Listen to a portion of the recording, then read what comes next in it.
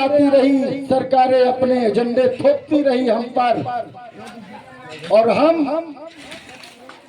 कभी छोटे चोर को कभी बड़े चोर को अलग अलग चुनते रहे। बड़ा चोर आया, उसने 4 डंडे मारे तो हमने कहा छोटा चोर ठीक था, उसने 2 मारे थे, पहले वाला ठीक था। अब जब उसको दोबारा से हमने 5 साल के बाद चुना, फिर उसने 6 डंडे मारे, उसने बदला चुकाया पिछले 5 साल का। तब हमको लगा कि यार उसने तो 4 मारे थे, इसने 6 मारे, पिछला वाला ठीक था। ऐसे 5-5 साल गुजरते रहे और हमारे दुश्मन हम पे राज करते रहे, आज भी कर रहे हैं, पिछले 75 सालों से कर रहे हैं। आज साथियों, हमको अभिमान होता है जब हमारा बच्चा नौकरी पाता है, हमारा बच्चा अच्छे नंबरों से पास होता है, हमको अभिमान होता है। तो हम जब हमको बहुत सारी खुशी होती है, अभिमान होता है, को दान दक्षिणा देने का मन करता है, तो हम क्या करते हैं, हमने उस महापुरुष को याद नहीं किया, उस किताब को याद नहीं किया, उन संतों गुरुओं महापुरुषों को याद नहीं किया, हमने उसको याद किया जिसने हमारे पुरखों का शोषण किया था, जिसने हमारे पुरखों को कुर्सी पे बैठने नहीं दिया था, जिसने हमारे पुरखों को अच्छे कपड़े नहीं पहनने दिए थे, घर नहीं बनाने दिया था, जमीनें छीन ली थी, उसी ब्राह्मण को भुला करके उसको दान दक्षिणा देते हैं और अपने बच्चे को उससे आशीर्वाद दिलवाते हैं। और ज्यादा मन करता है तो 5 किलो 10 किलो लड्डू लेकर के, 10 किलो का घंटा लेकर के हम किसी भोलेनाथ या शंकर या किसी दूसरे देवी देवता के मंदिर में चले जाते हैं। उस पत्थर की मूर्ति से भीख मांगने के लिए जाते हैं, जो पत्थर की मूर्ति स्वयं अपने लिए कुछ नहीं कर सकती, उससे हम भीख मांगने जाते हैं।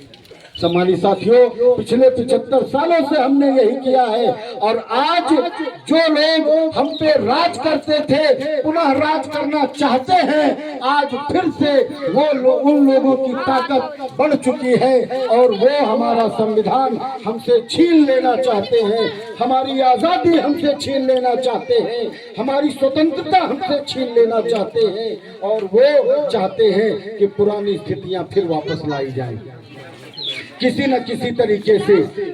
अब पुरानी स्थितियां कैसे वापस आएंगी, जब इस वर्ग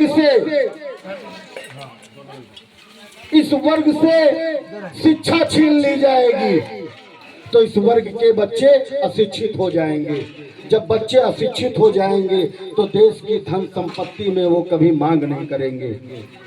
जब बच्चा अशिक्षित होगा तो नौकरी के लिए कभी मांग नहीं करेगा, व्यापार करने के लिए कभी कंपटीशन नहीं करेगा।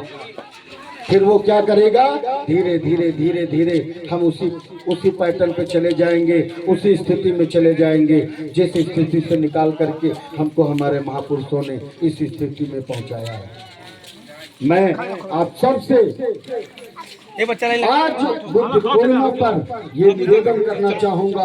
मैं जैसा कि हमारे भाई ने बताया, आज मुझे इस बात की खुशी है कि हमने व्यक्तिगत तौर पर जो भी कुछ खोया हो, इस बात का गम नहीं मुझको कि हमने व्यक्तिगत तौर पे क्या क्या खोया है।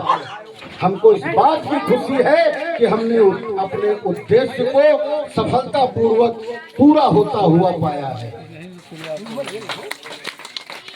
26 नवंबर 2021, आज 2025 चल रहा है अम्मा। 26 नवंबर 2021 को, उससे पहले 6 महीने पहले, उस दिन तो आगाज हुआ था हजरतगंज से बाबा साहब अम्बेडकर की प्रतिमा को नमन करते हुए। उसके 6 महीने पहले से जिस दिन मेरे मुंह से ये शब्द निकला था कि राष्ट्रव्यापी संविधान यात्रा निकाल करके मैं जितेंद्र राष्ट्रत्यागी संविधान को जन जन तक पहुंचाने में अपना योगदान दूंगा, उस दिन मेरे जो पहले सहयोगी के रूप में नाम आया था वो हमारे भाई महेश गौतम का आया था। मैं जोरदार तालियों से आपका धन्यवाद करना चाहूंगा। हमारे दूसरे भाई का जो हाथ उठा था वो हमारे साथी अशोक पटेल का हाथ उठा था, जो आज भी संविधान संरक्षक संघ के सचिव के रूप में कार्य कर रहे हैं, जिम्मेदारी उठा रहे हैं, और वो पंजाब से हैं। साथियों, मैं धन्यवाद करना चाहूंगा मेरी लाइव संविधान संरक्षक, हमारी लाइव संविधान पाठशाला इंडिया को, जहां पर हमने संविधान को पढ़ा, समझा, जाना, और ये मन में जो हमारे मन में जिज्ञासा आई वो उसी पाठशाला से आई। मैं वहीं से संविधान प्रचारक बना, संविधान का विद्यार्थी बना। आज 2 घंटे लगातार तब से लेकर के आज तक जो हमने श्रृंखला शुरू की थी 8 बजे से 10 बजे तक संविधान अध्ययन की, वो श्रृंखला, वो कार्यक्रम आज भी जारी है। और आज भी साथियों, मैं इस बात की मुझे खुशी है कि 26 नवंबर 2021 को हमने एक संकल्प लिया था कि राष्ट्रव्यापी संविधान यात्रा के माध्यम से पूरे देश में भ्रमण करके संविधान का प्रचार प्रसार करने का काम करेंगे।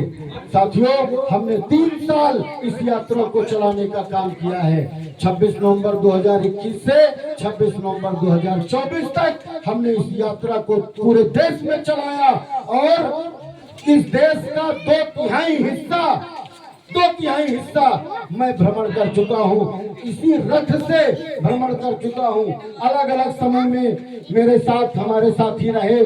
शुरू में हमारे दूसरे साथी हमारे साथ रहे, फिर जब हमने दूसरा चरण शुरू किया 26 नवंबर 2023 से, तो हमारे दूसरे साथी हमारे पास थे, हमारे साथ थे।